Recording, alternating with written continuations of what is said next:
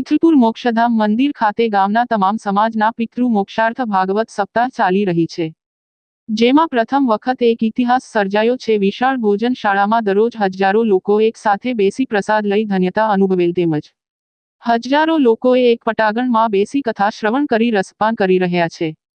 દરરોજ ભજન સંતસંગ ગરબા કીર્તન ભજન સંતવાણી ડાયરા ધાર્મિક કાર્યક્રમ યોજાઈ રહ્યા છે। દરરોજ અલગ અલગ અગ્રણીઓ અધિકારીઓ પદાધિકારીઓ કર્મચારીઓ સહિતના સન્માન થઈ રહ્યા છે। આયોજકો દ્વારા સુંદર આયોજન થઈ રહ્યું છે। ખંભે ખંભા મિલાવી તન મન ધનથી આખું ગામ તમામ સમાજ 18 વર્ણ સાથે સહકાર આપી રહ્યા છે। સુંદર દરરોજ અલગ અલગ ભોજન પ્રસાદ પીરસાઈ રહ્યા છે અને સેવાભાવીઓ ટીમ ખડે પગે સેવા બજાવી રહ્યા છે।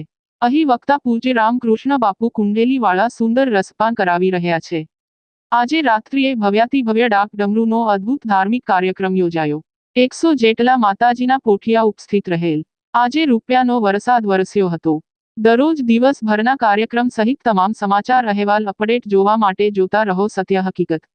રિપોર્ટ કમલેશ ઢાપા સાથે મથુર ચૌહાણ।